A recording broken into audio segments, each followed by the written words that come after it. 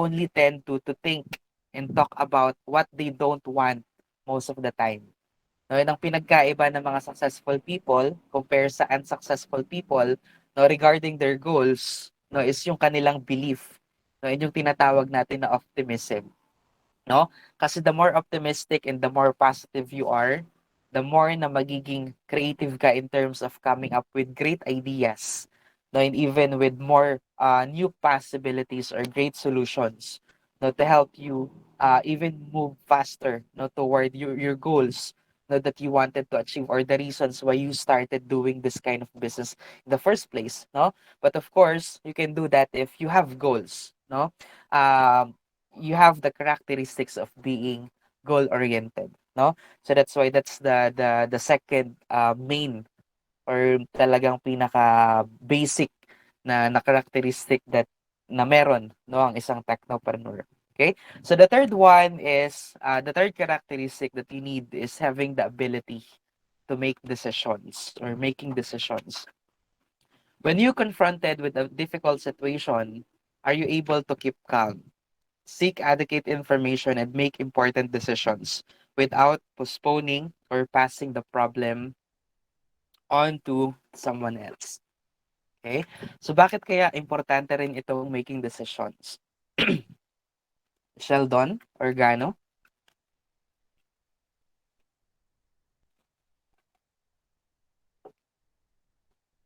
Sheldon, are you here? Yes po, sir. Ayan. Pwede po, nag-ano po Sorry. kasi. Medyo nag-ano po, mabagal pa ulit po nung tanong. Okay. Why do you think making decisions or having the ability to make decisions is also one of the main characteristic that every technopreneur or entrepreneur should possess? I think po, sir, ano, need po ng magiging decision making because uh, from the ano yung kasabihan po na high risk high reward, which is if Mm-hmm. you take a high risk, maybe you can get a low result, but if you get a positive result, it will be a very good positive result. Okay. All Ayun right. lang Thank you, po. Sheldon. How about you, Maria Kathleen Pagayunan? Hello po, sir. Sa tingin ko po dapat po decisive po yung isang tao, ay yung isang tao po when it comes to business. Kasi po, yung Mm-mm. mga decisions po natin will greatly affect po whether yung business will succeed or not. All right. I like the term decisive. Thank you for that, Maria Kathleen. Yeah, no. With this third characteristic naman, no, although this is self-explanatory to everyone, no, but pag sinabi nating having the ability to make decisions, no, kasi it is normal as an entrepreneur or let's say as the owner of the business, to make decisions, no, about everything that involves the business, no, lahat, the operations, the finances, the production, everything that involves the business, you have to make decisions about it, no, kasi ikaw yung owner, no, ikaw yung entrepreneur, the owner of the business. um you have to make decisions. Lahat ng decisions na gagawin mo, no, kailangan ikaw yung gagawa. No, mapamaliit or mapamalaking decisions man 'yan, basta it involves all activities in your business, it will have effect, no, on your business. No, yung katulad ng sinabi kanina ni Paul Gerald, no, na kailangan when making decisions, we are able to come up um with a good decision so that it will result, no, with a good effect, no. So whatever decisions na gagawin mo, you have to make sure, no, na napag-isipan mong mabuti, no, and napag-isipan mo yung mga possible na consequences from doing that decisions, no. But basically or technically everything, lahat ng mga decisions na gagawin mo ay ikaw yung gagawa, ikaw yung magde-decide. That's why you have to have this ability, no, to make decisions right away. No, na kung saan kapag may na-encounter kang problem, may na-encounter kang situation, you're able to come up with solutions, with alternatives, no? Kasi it's normal in a business, no? Lalo na nung ang pinaka naging challenge recently, no, ng mga business owners or mga entrepreneurs is the pandemic, no? So with that pandemic coming in, with the situation, with the lockdown, with the community quarantine, now what big decisions are they going to make for them to survive, no? So, iba't iba, every business owners or technopreneurs, meron tayong kanya-kanyang decisions na gagawin. Possible yung decision ko hindi katulad ng decision na gagawin mo as another business owner, but we have to make sure na ano man yung decisions na gagawin natin is napag-isipan natin. No, napag-isipan natin yung mga possible na results or possible na consequences, no, because since we are doing the decisions, it will always have effect, no, or result, no, from the decisions na gagawin natin. Okay? And having that ability to make decisions, no, ano natin yun na parang it's a package deal, or what do you call it? Yeah, package deal with the next characteristic, which is being a risk taker, no, or taking risks. There is no absolutely safe business idea. You always run the risk of failure. Are you aware of the risk, and do you accept the possibility that your business might fail? Have you sought adequate information so that you can honestly estimate how big a risk you are going to take? No? And ito yung parang once na, for example, pag magtatanong ka ng isang tao, ano ba yung isang characteristic na dapat meron ng isang business owner or technopreneur? This is one of the kumaga parang sa survey, let's say sa Family Feud, ito yung always na sinasagot, being a risk taker, no? This characteristic naman, no, although this is also a self-explanatory one. Kapag sinabi, sorry, sakta naman ako. Pag sinabi nating risk taker, no, meaning you really have to take a risk, no, from the word itself. No, kumbaga, ang pagpasok sa pagnenegosyo is para rin yung sugal, no, na kung saan kailangan mong tumaya, no, para malaman mo kung may possibility ka bang manalo. Goal mong manalo, but you also have to take note, no, na dapat aware ka din na pwede kang matalo. Okay? Although you are aware na sa isang sugal or sa pagnenegosyo, it's either you win or you lose, you will never find out, not unless you try. No, and that is being a risk taker. Sa business industry, no, it is a known fact, no, that over 30% ng mga startup business ang nagfe-fail within 2 years. No, and I'm not saying this just to scare you, no, for you to avoid starting up your business. Bakit ako mag-start up ng business, mag-fail din naman after 2 years? No, I am not saying this to scare you, no, but to tell you the reality of entrepreneurship or technopreneurship in general. No, because successful entrepreneurship, it always involves taking risks, no? Hindi ka magiging successful sa isang bagay na hindi mo sinubukan or hindi mo trinay gawin in the first place. No? So that's the idea of taking risks. No? Yun nga, meron tayong kasabihan na you will never know unless you try. Na that's why no, kailangan mo talagang subukan, although nobody can really tell us if the risk will pay off, but the risk should not stop you from taking risks. No, if you want your business na itatayo mo na na-establish mo to succeed or to become successful, taking risks are necessary. No, kumbaga always na siyang nakalink or always na siyang connected with entrepreneurship. No, and risk is inevitable. No?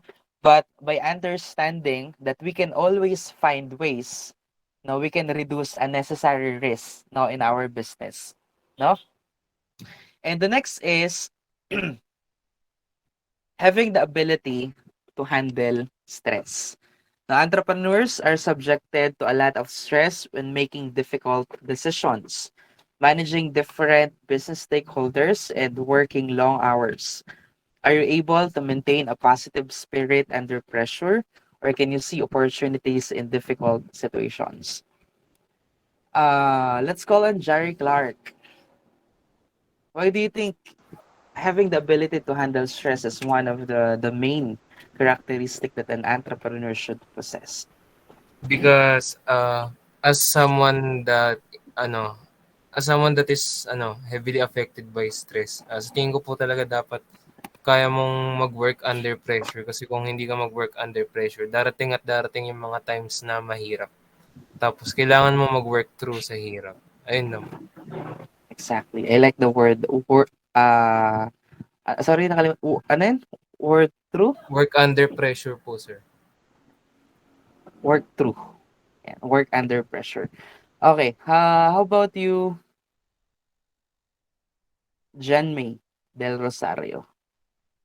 Yes po. So, sa akin po, importante po kasi siya kasi it can affect your decision making po. Lalo pag stress ka po sa mga pag stress ka po sa halimbawa sa work mo. Ganun po. Mm. Okay, thank you, Jan May. How about you, Daniel? Daniel with an H? Hello po. Daniel. Yeah, okay. Sa tingin ko po kasi kapag hindi mo po kaya mag-work under pressure, yung pwede pong maapektuhan yung business nyo kapag katulad po yung sa decision making, 'pag nagkamali kayo ng decision, Mm. puwedeng mag-fail yung business, gano'n po. All right. Thank you for your answers, no? And yeah, every one of us, no, may have some answers, no, to that question. And I think there's no need for me to elaborate this anymore, no? Kasi itong characteristic na ito is hindi lang siya vital characteristic of an entrepreneur, but in general kasi ito, we can apply it in every aspects sa life natin, no? Kasi halos lahat naman ng bagay, no, can trigger us stress. No, nakadepende na lang talaga yan sa atin as individual how we handle stress or how we treat stress. No, sa business, in business, sobrang stressful talaga. No, nakaka-stress in every aspect, no, but it depends on how you will categorize no those stress and how you will handle those stress. No, kasi possible, let's say for example, yung isang bagay na para sa akin stressful, para sa iyo hindi. No, para sa'yo stressful yung isang bagay, para sa akin hindi. No, it really depends. No, but you can be able no, to handle the stress if you have the previous characteristics no, that we mentioned earlier, no, such as being passionate with what you are doing, being goal oriented and having the ability to make decisions. You know you have goals to achieve. No, that's why you'll easily come up with a decision na hindi ka basta-basta magpapaapekto or magpapadala sa stress that you will encounter, that you will be able to work under pressure, no, or to work through, no. So these are just some of the basic, no, personal characteristic that every entrepreneurs.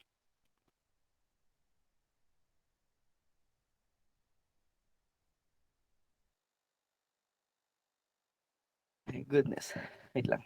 Iyak ako sa sakit na lalamunan. Anyways, so these are just some of the basic personal characteristics, no, that every entrepreneurs, no, should evaluate first, no, in order for them or for you as future entrepreneurs to be successful in the business, no, that you will be doing, no. So once again, before we decide or before you decide to start your own business, no, you should assess and you should evaluate whether or not you are ready to run a business of your own, no, because the success of your business will really depend on your itong tinatawag natin na entrepreneurial abilities or characteristics, no, the personal characteristics that we mentioned earlier, no, and of course it includes no your situations and it includes your skills, no. So moving forward, from the previous activities, no, you were able to come up and present, no, or generate possible business ideas, no, out of the needs, no, and out of the problems around you, or ideas out of your talents or skills, or ideas about what you most likely, no, that you want to do, no, in which every one of you was able to come up, no, and generate a possible business idea. Tama ba? Dun sa pinagawa kong activities sa inyo, is you are able to generate na a possible business idea if in case you wanted not to start a business. Tama ba? Lahat meron, lahat may Yes. na-generate, di ba? Yes Alright. po. Okay. So, um, previously, no, before I discuss yung about dun sa business idea, no. Previously then, no, I was able to provide you, no, with my recorded lecture, which is the steps in technopreneurship. Tama ba? Internet connection is unstable. Okay. Um, lahat ba or were you able to watch that recorded lecture na sinend ko sa inyo, especially the steps in technopreneurship?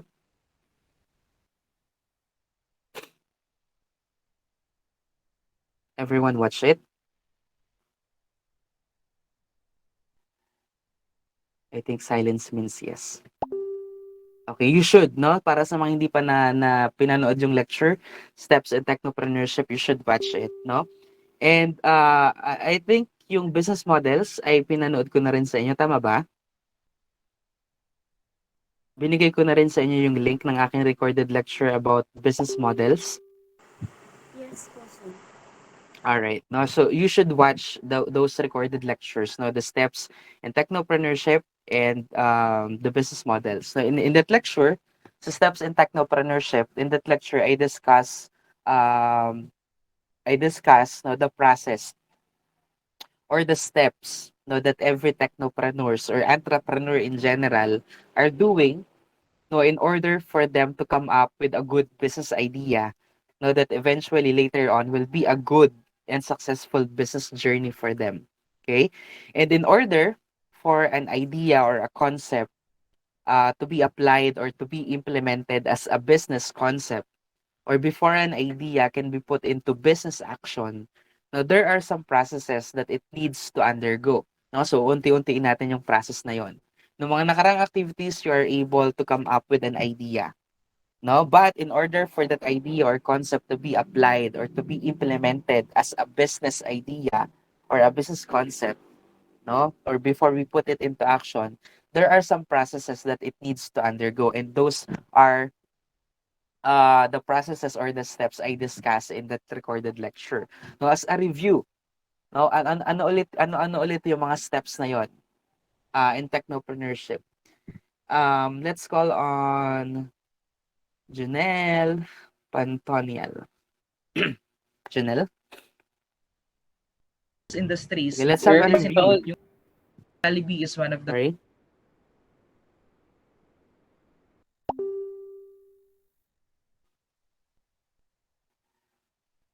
Janelle, are you there? Okay, sige, let's sir. call. Yep, go ahead.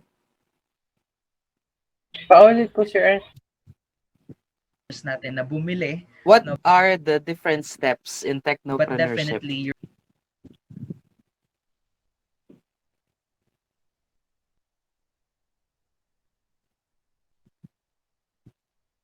Okay, let's call other one. Natawag na ba kita Jerry Clark? Hindi pa. Opo, sir, natawag niyo na po. Okay, John Michael. Na last ko. Ideation, incubation, validation, and iteration po. Iteration. All right. No, so as a review, in steps in technopreneurship, no, yeah, we have ideation, we have incubation, we have validation, and we have iteration. And actually, meron pa siyang incorporation, no? And before an idea or before a concept to be implemented, no, you would be needing the planning stage, no, to test the waters of the business idea or concept, no, that you would try to establish or that you would try to start up. No, and we are doing it by drafting ang tinatawag natin na business plan. Okay? Now, I think there's no need for me to discuss more or to elaborate more with you what is the business plan, what are the parts of the business plan, and how to create a business plan because I'm assuming that all of you have the experience creating one from your entrepreneurship subject from your senior high years. Tama ba? Lahat ba kayo ay tinuruan ng paggawa? Ano ang business plan? Ano yung parts at paano gawin ang business plan from your senior high school years? Tama ba ako? Lahat ba may entrep subjects? Yes po. All right, good. No? Kasi in this subject, like what I've discussed from our orientation is magagawa kayo no ng business plan niyo. But no worries because I will still be providing you a format no and a guideline that you can follow no for you to create your business plan, no? Speaking of business plan, we will divide the class into groups, no? And as part of the subject requirement for the subject, of course, is you need to create your business plan, no, for our technopreneurship subject. Okay, so that's why for today, no, we will focus on the first step, which is the ideation. no, for you to come up with your business concept or business idea that you will be using in your business plan. No, and I came up with the decision that the business plan will be a by group activity. No, kasi parang naalala ko ata ng orientation, what I mentioned is an individual business plan. But parang ngayon parang naisipan kong gawin na lang siyang by group. Now, what do you think? Uh, individual, let's do it individual or let's do it by group na lang? What do you think?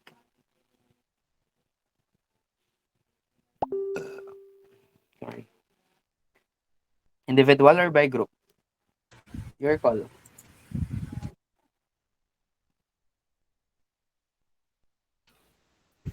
Wait lang, sir. Sige, John Michael. Nag-iisip pa si John Michael. Ay, group lang daw po. By group. Alright. Okay, sige, let's do the business plan by group. No, but of course, I'm expecting that everyone is merong mga individual contributions, no, sa paggawa ng ano, ng business plan. Now, so once again, when we say ideation for business, you are what? As a review, kung na talagang pinanood nyo yung lecture, what do we mean when we say ideation for business? What you are doing in ideation? Sharing your ideas po na to gain lots of valuable information around idea that you guys are talking about. Ganun po. All right, thank you, John Michael. Sharing ideas. All right, how about you, Ira Ismael Rosales?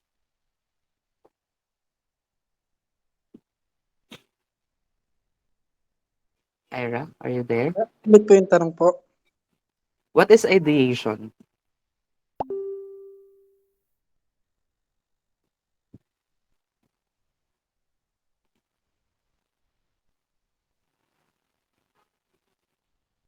Just an idea. What do you think is an ideation? Sir, parang idea po sa magiging result po ng business po. Okay. Tapos Sige. po kung Go ahead, Ira. tapos po yung magiging problems din po sa business na tatahakin niyo po. Okay. I believe you watched the lecture naman, no? Yes po, sir. All right, good. How about you, John Paul? Sir, sir, hello po. Ang daming nag-aalis ng meeting. Yes, John Paul, go ahead. Hello po. Ayun, same question pa rin po ba, sir? Yep. Yes po. So yung ano po, yung meaning po ng ideation for me is ano po, from the word idea po, siya po yung parang ano, nagbibigay po ng idea, din yung Sean po, parang parang from the word formation po siya, then yung ideation po. Tama po ba yung pronunciation? Mm-hmm. From the word ideation po, parang siya po yung ano, first step na kailangan po muna magbuo ng mga ideas, parang suggestions po, pagsasama-samahin po para sa isang group. Magbabahagi po yung bawat isa ng ideas nila para po makabuo ng isang business concept. Very good. Thank you, John Paul.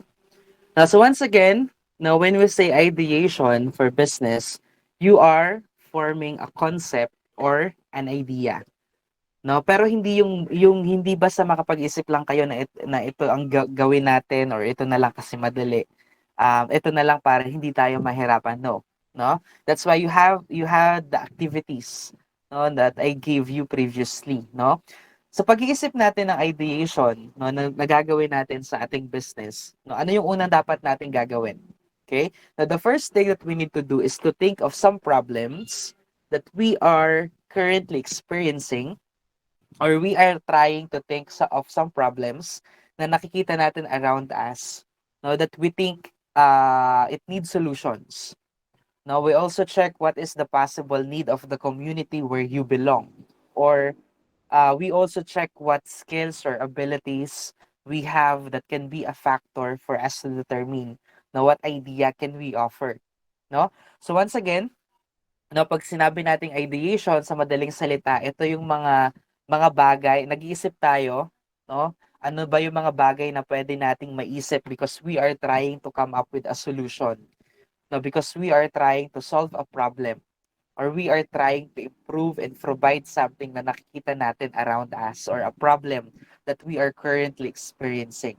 No, so we are trying to solve some problems or we are trying to solve solutions. No, we are trying to come up with some innovations to provide convenience. It's either for us or convenience to our families or convenience for the people around us or for the community. So nag-iisip tayo with these problems or with these situations or with this things na meron, ano ba yung pwede nating idea na magawa? No, it's either to solve, to provide solution, or to give convenience, no, or to provide innovations. No, it just happens, no, that we are an open-minded person or we are a business-minded person that we would like to use that opportunity no, na meron tayong naisip na innovation or meron tayong naisip na solution that we can possibly benefit from it by converting that idea na makakam up natin or may isip natin from the ideation into something where we can earn money, and that is technopreneurship. No, so nag-iisip tayo sa ideation nag-iisip tayo ano ba yung mga ideas na pwede nating gawin? Na ideas to solve a problem, ideas to provide solutions, ideas na magagamit natin yung skills na meron tayo or yung capacity or capability na meron tayo. But we are using that idea na kung saan magbe-benefit tayo by converting it into something that we can earn a profit, no? And that is technopreneurship or entrepreneurship in general. Okay? So here's what I would like you to do. No, so here's what I would like you to do. Uh, I like you to group yourselves into five. No, so we will divide the class into five groups, and I like you to brainstorm and come up with five problems or five ideas that you want.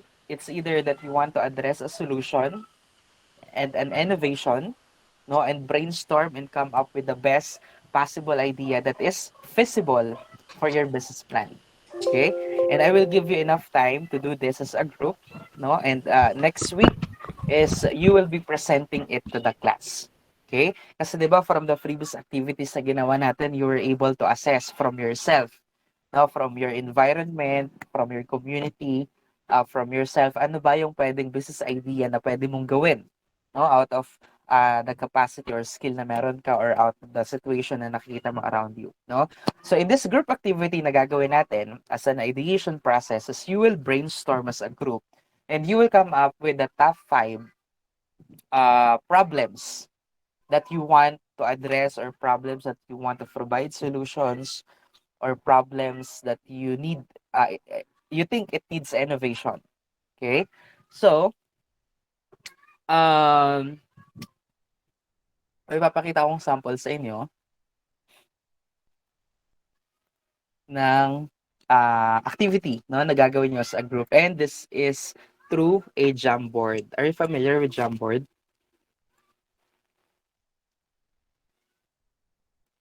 Yes po.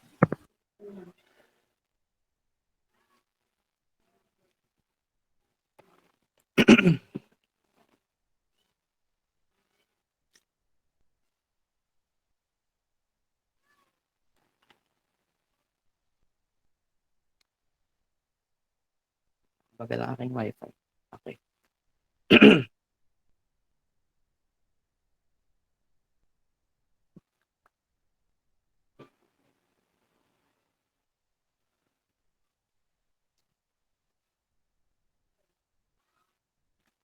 Okay. So, I'll show you an example ng gagawin nating activity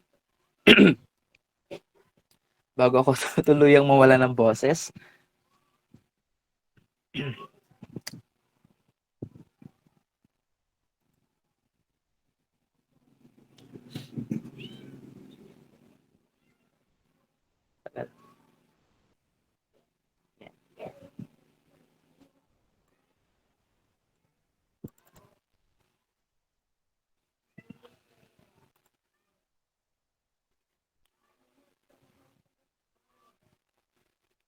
All right.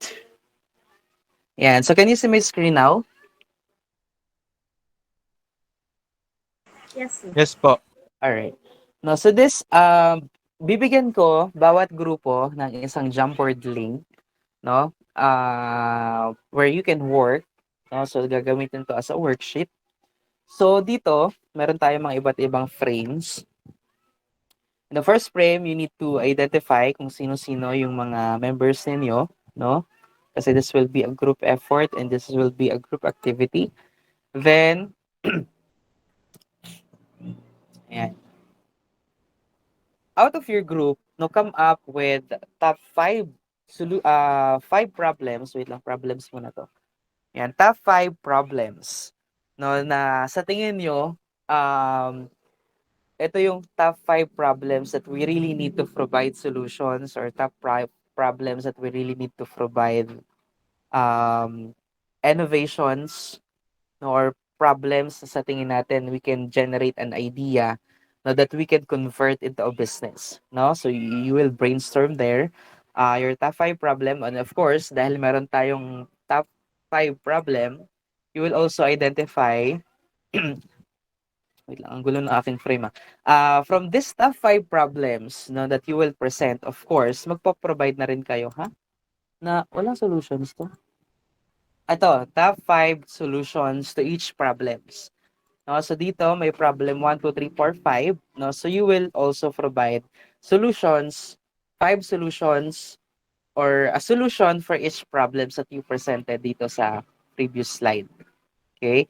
Then out of this 5 problems and 5 solutions, no, as a group, no, you need to come up with ano ba yung pinaka possible business idea, no, na pwede nating gawin, na kung saan everyone will agree na ito yung pinakamagandang i-convert into business, or pinakamagandang i-convert into a business with an integration of technology, no, na pwede nating gawan, no, ng business plan in technopreneurship.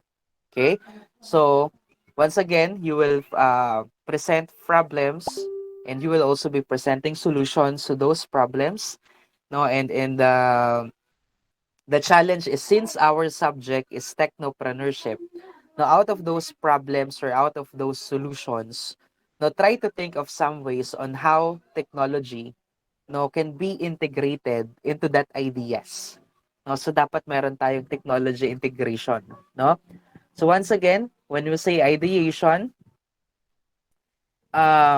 it is a process na kung saan it involves generating ideas, no, that include gathering information through brainstorming on ideas and collecting thoughts now from each member of your group, in order for you to come up or to make some innovations or to make some improvements. No, it's either with existing products or services, in order for you to generate a new idea or an innovative idea or concept for future business developments. No, so you will do that brainstorming through this Jamboard. Now later on, I will be sending a link, no, for each group's Jamboard link or Jamboard worksheet. Okay? Are my instructions clear? Wait lang, ba't nag-leave ako? Okay. Are my instructions clear? Or everything's clear? All right. So I will give you the remaining time for today for you to do that activity. And next week, which is next Saturday, is each group will be presenting this activity. Okay, are we clear? Clear tayo? Yes po. All right. You have questions? Clarifications? Sir, kayo po mag-group. Yep. Kayo nang bahala mag-groupings. Okay. Other question? 5 po ba kada group? 5% po kada group. Wait lang, ilan ba kayo lahat? 25? 27 po yata. 27. So, merong dalawang group na 6 members, merong tatlong group na 5 members. So, it's your call. Okay, kasi we are doing this group activity ng by group eh. No, baka mamaya kung ako ang mag-groupings, may groupings ko yung mga magkakaaway, o mahirapan kayo mag-participate with each other, no? So it's your call to group yourselves into 5 groups. Okay? So merong dalawang grupo na may 6 members, and merong tatlong grupo na may 5 members, kung 27 kayo. Kung tama yung math ko. Okay? Other question.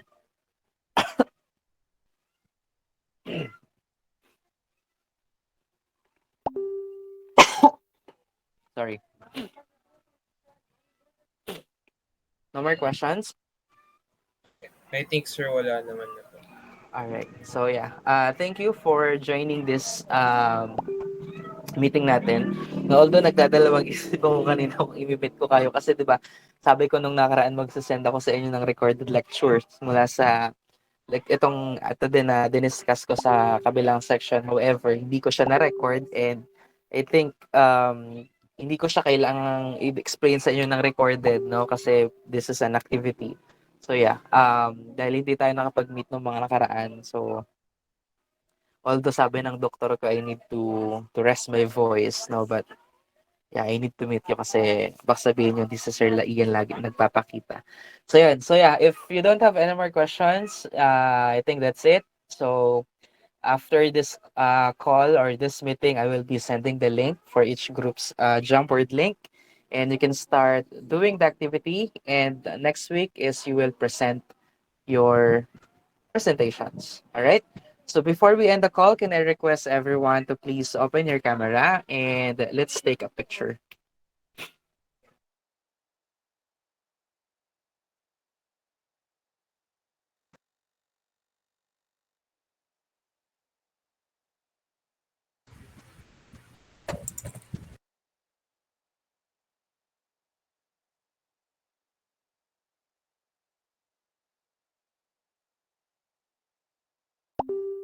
Nakamute pala ako.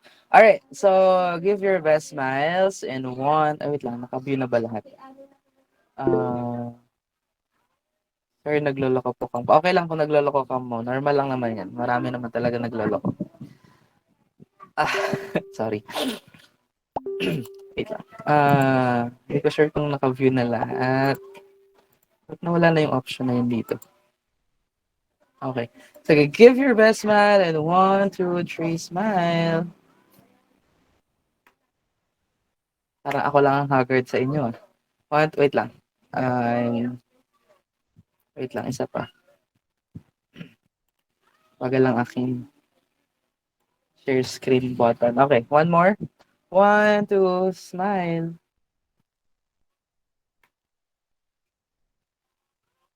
Ganun. Wait lang, isa pa. Sorry. 1, 2, smile. Okay, good. All right, thank you, class. And enjoy the rest of your day and enjoy your weekend. Thank Thank you. you po, sir. Thank you.